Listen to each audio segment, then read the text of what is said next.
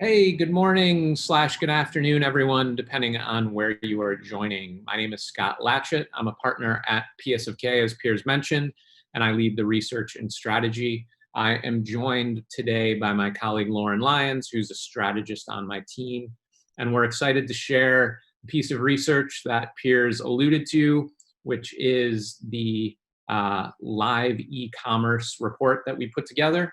All of this is related to the specific situation that we find ourselves in currently, which I think the quickest way to sort of think about things is a lot of these behaviors were already somewhat established within the marketplace, but ultimately we're seeing things being quite accelerated in terms of how new people are adopting these behaviors.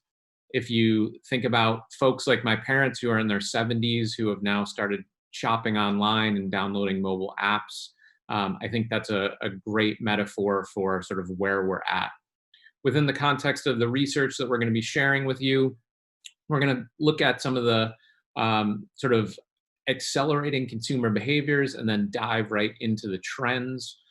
We have 8 trends and a number of leading examples from the marketplace that will help showcase how these ideas are coming to life. So let's go ahead and get started here.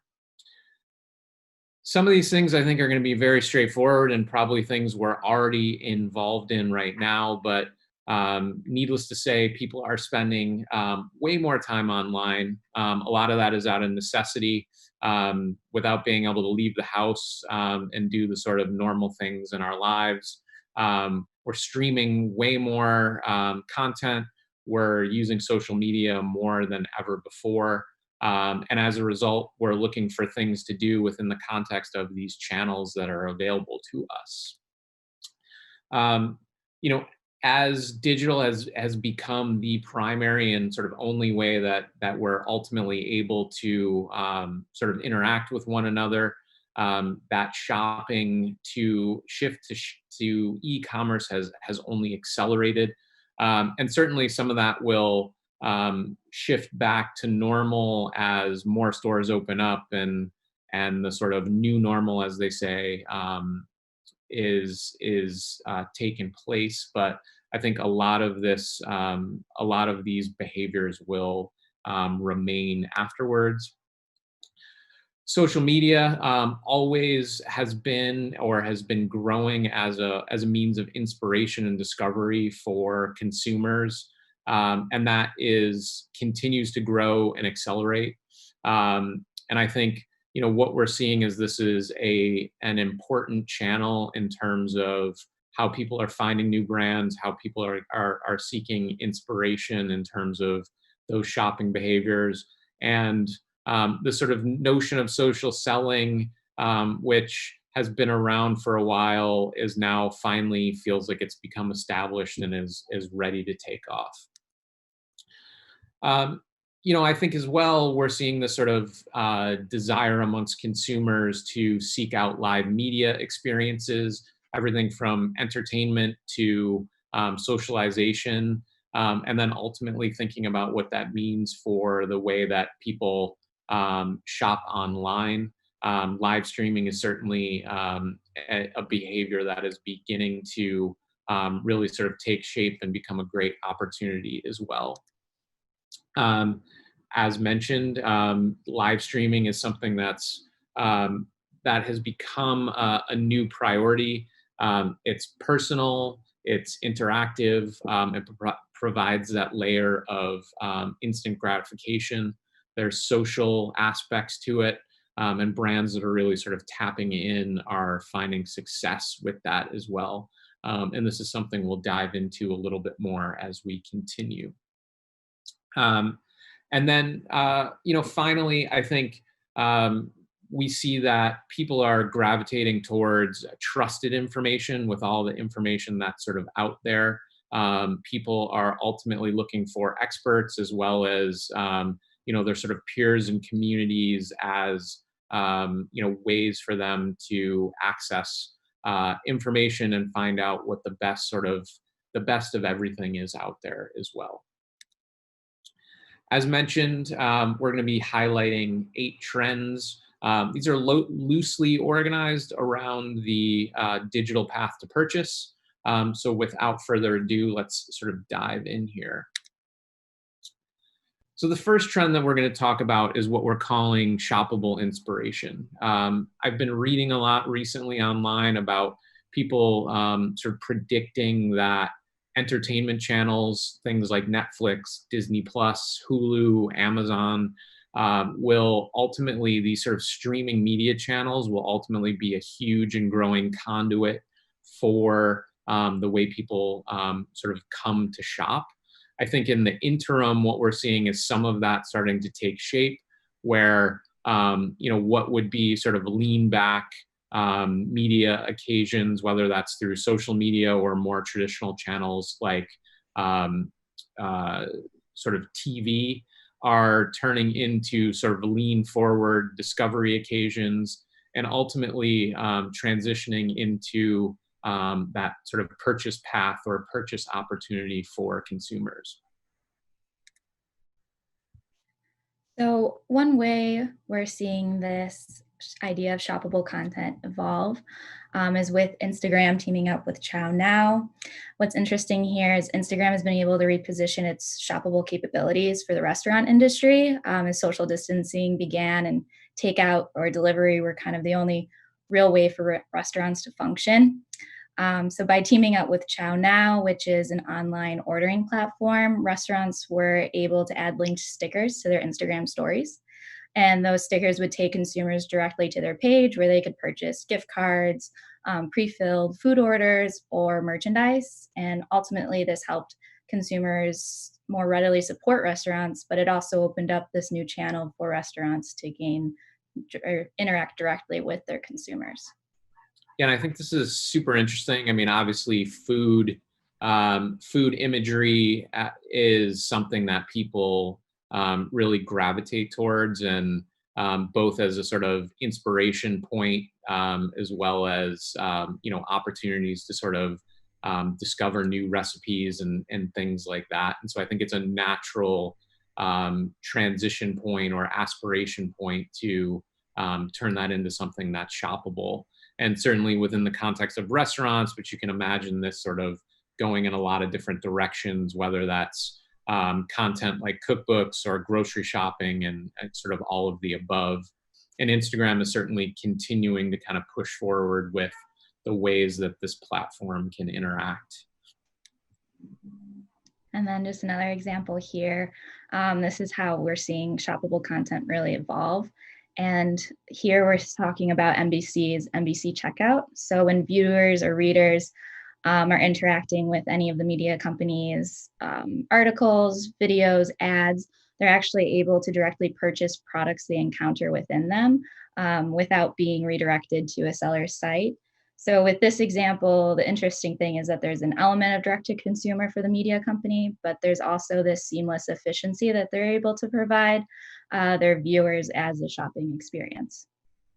Yeah, and this is interesting. I mean, it's still, as you can see, especially in the above photo, there's still some sort of education that needs to happen within the context of the consumer, learning that they need to pull out their phone and actually scan the code that appears on the screen. So it's getting closer to being sort of an elegant solution right now. We'll see how this gets adopted and what ultimately ends up happening here. But I think it's quite interesting to see the potential of something like this to naturally sort of transition from, again, lean back to lean forward here.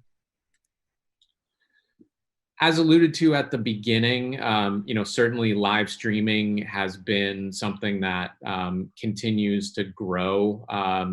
The behavior has become most established within the Chinese marketplace around some of their big shopping festivals, particularly Singles Day, which happens in November. But there's a lot of interesting things that happen here. Again, this is specifically created content that is intended for selling. A lot of times it involves celebrities. There can be other sort of entertainment that's sort of brought in alongside of that. Key opinion leaders or influencers are also tend to be involved. There's a level of interactivity, there's education, there's a lot that can happen within the context of this. And depending on how sort of programmed in advance, it certainly can also be tied into things like product drops and product releases as well. So as an update to Snapchat's original programming, they have a new shoppable series called The Drop, featuring limited edition streetwear from a host of designers and celebrities. And how it works is Snapchatters are able to tune in, learn about items that will be on sale, and find out what time they will be available. At that designated time, consumers can come back and access and purchase limited edition items. An interesting part of this is that everything that is available through the drop is exclusive to Snapchat's The Drop. So it's an interesting way to create this ongoing shopping event for the social media app. Yeah, and this is a partnership with Network, who we've spoken about in the past at various events, and I think this is really interesting to see again how these sort of like pre-programmed events, really kind of build that buzz. There's a level of sort of talk show format that's associated with this. And then, as Lauren mentioned, that sort of level of limited edition or exclusivity there as well. And so with JD.com, this example with live streaming in China is already a really big part of their shopping culture. But with COVID lockdowns and social distancing, JD.com, which is one of China's largest online retailers, they were actually able to partner with farmers across the country, help them live stream with potential shoppers and show off everything from fresh produce to flowers via the JD Live app. And so what's great here is that JD.com was also able to help these farmers with completing orders and fulfillment by offering them access to their delivery network. Yeah, it's pretty incredible once you sort of think about this becoming such an embedded behavior that you can do it from, for things like food items. And so this is really interesting to see where this will continue to go.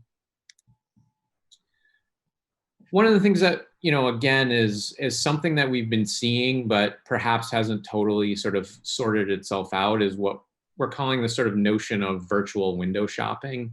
And the idea here is that sort of casual browsing that can happen when you're walking into a store and you don't necessarily have something in mind. Certainly that can exist as consumers kind of scroll through websites, but it loses a bit of that sort of serendipity and surprise. So we're seeing new ways that different retailers and brands are starting to sort of experiment with ways that sort of casual browsing can exist within the context of a sort of remote or virtual context. So as an innovative example of how you can translate the in-store experience online, this fashion label was able to launch virtual storefronts via Zoom, and customers were able to join Zoom waiting rooms. And while in there, an associate would be able to meet them, walk them through the store, and offer just an added level of insight into each product, all from within the store. So an interesting way of kind of connecting what would have been a traditional in-store shopping experience to the online world. Yeah, and this was something that came up yesterday. I think there's, regardless of what ends up happening as we sort of emerge into a more sort of normal kind of shopping context, I think these virtual sort of shopping sessions can still exist and have a lot of merit. And I think it sort of creates an interesting opportunity to consider the store as a sort of, media studio or content studio, and how you actually sort of train up your associates to have these engagements with customers. And here, French fashion label Dior, they were actually able to partner with Obsess, which is a VR developer that helps apparel and beauty brands to create virtual and shoppable replications of their store. So within this Dior's VR store, users are able to move around, they're able to interact with products, and then they're also able to complete purchases. Yeah, so this is, again, more of that sort of, it's like the Google Maps for in-store. I think if done correctly, this is quite an interesting way. I mean, you can still see the sort of traditional merchandising of behaviors, and it really is intended to kind of replicate that sort of browsing in store, and create some interesting opportunities. So we'll see where this sort of leads, and what the uptick of this is in terms of that sort of general e-commerce experience. Certainly within the context of online shopping, this notion of the augmented try-on is something that has existed for a long time. I do think there's something to be said for how this can create additional confidence within the context of shoppers who are looking at things online, but as well and reduce some of the return idea here. So let's look at some of the examples of how this is playing out. So one way that AR just keeps becoming more and more usable and user-friendly, Sony rolled out this app, Envision TV AR app, where it's pretty self-explanatory, but users are able to use the app, virtually see how a Sony product would look in their home, down to all of the specs and dimensions, and then know for sure and have that confidence when they go to purchase the item that how it's going to look and that it'll be a seamless fit in their home. And then with this is a cool example as well, and I think we have a video to show with it.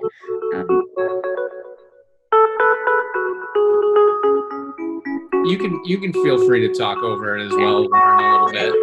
So this is from Super Personal, and by using a combination of machine learning and then also from different inputs, user input data, as far as like a user or a consumer's weight, height, any other physical attributes they want to include, this company is actually able to create a virtual avatar for you.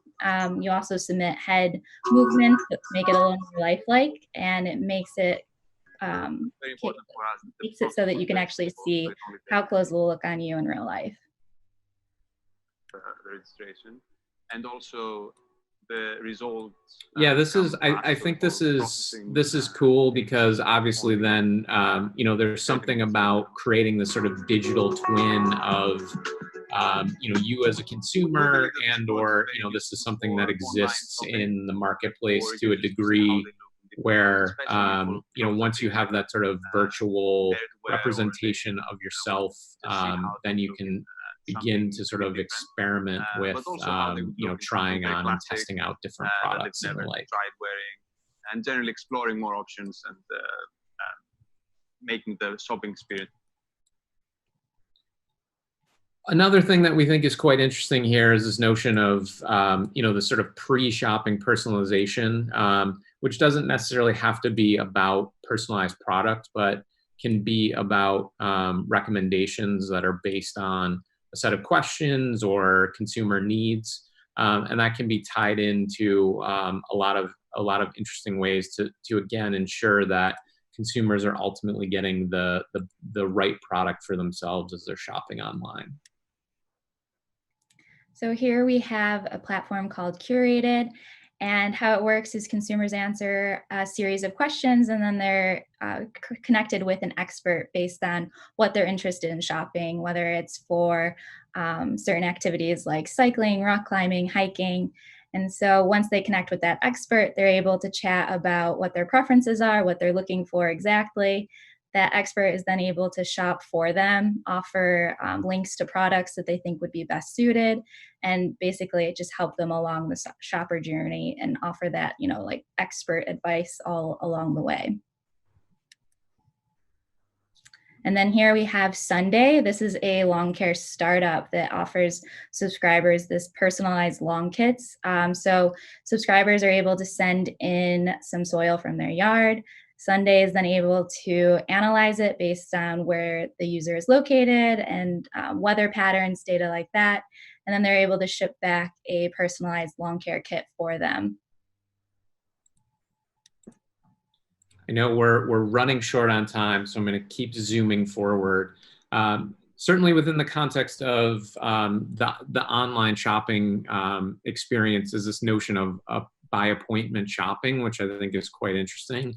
There's a lot of different ways that brands are starting to tap into this. In some instances, sending product along to consumers and then having a styling session as a part of that, and or again, sort of scheduling an appointment to learn exactly what a consumer is interested in, and then making sure that they're getting the best recommendation before sharing that product with them as well. And then just really quickly, this example is from Nora Gardner, and how it works is users are actually able to go online, look through a lookbook, and have a couple different styles shipped to their home. They then are able to schedule an appointment with an associate from Nora Gardner. They hop on a Zoom together, they try on the clothes, they get some instant feedback on how everything looks, if they need a different size, what might work better. And then they're able to try or purchase what was sent to them or send back for other options as well. And then this is from Cadillac, and this is a service that they're calling Cadillac Live, which is an online showroom. So if you're interested in checking out a new car, but you don't feel comfortable going to a showroom right now, you're able to instantly connect with someone who is there. They can show you around, they can show off a car, and then also help you schedule a in-person driving test as well at a later date. I'm gonna skip over this quickly. The peer-to-peer notion has come up a bit in the context of this. There's some interesting examples of how that's manifesting within the marketplace. I think maybe perhaps I'll just quickly talk about Squatted, which is a brand new shopping party extension, which essentially is bringing that idea of going shopping with friends, but replicating that online. In this case, this is a browser extension, which can be used in partner stores, things like ASOS and Boohoo, Pretty Little Thing. Shoppers basically create appointments with their friends, and then as they choose items, they can get recommendations and get advice from their friends as they're shopping.